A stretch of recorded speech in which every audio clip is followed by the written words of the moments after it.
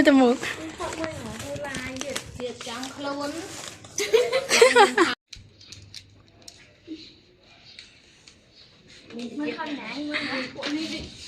mẹ đây này đang gửi Sơn Phnom Penh vâng nè bơ đúng mà chấm ho thật chậu đem á đồng mấy pi 300 hồ Sơn Phnom Penh tay chấm tha Sơn Phnom Penh chấm hồ đấy Sơn Phnom Penh ấy dương hồ đó phương gì bá nghề thật Sơn ê nè móc mấy pi 7 hey siêu cái coi sao nó phải chụp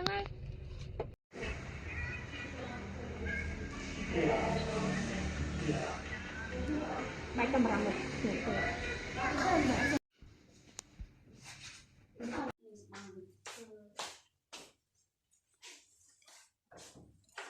nghĩ nó buồn hay buồn thời gian người đánh bắt chưa thích gì nữa what nhưng bây giờ nó sẽ bị xin trả hay nào kia hàng sập ở phía bên ngoài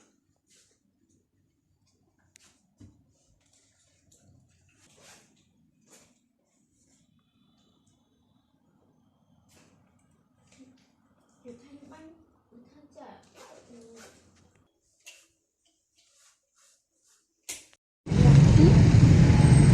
trắng cái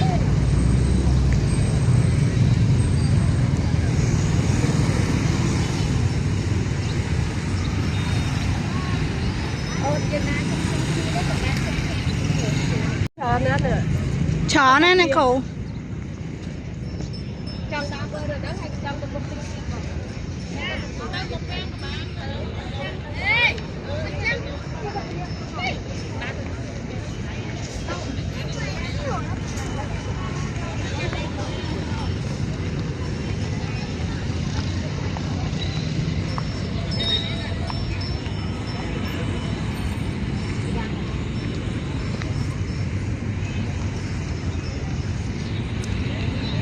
mưa thập lộc thế nào mà thật là không đá lươn phải đá lươn phải kẹt mà thì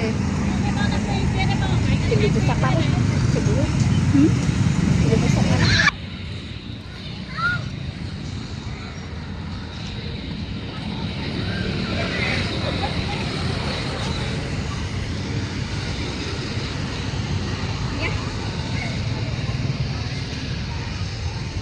thà đặc kỳ ạ chỉ phá thà đặc kỳ ạ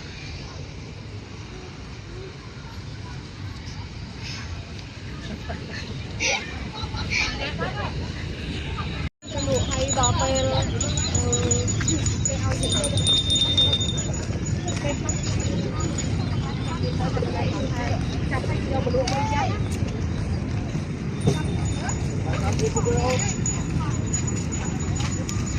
cho việc này qua bên xa đi slong này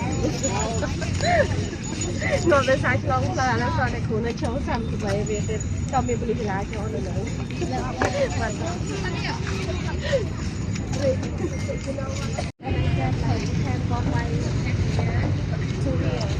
mơ tụi mình bên memory hay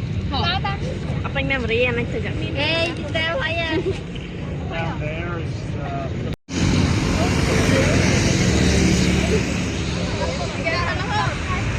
mới chơi gì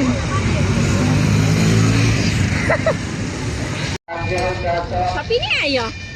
Dia dah mau kata ni. cho Bên memory á hay ổn này. đây này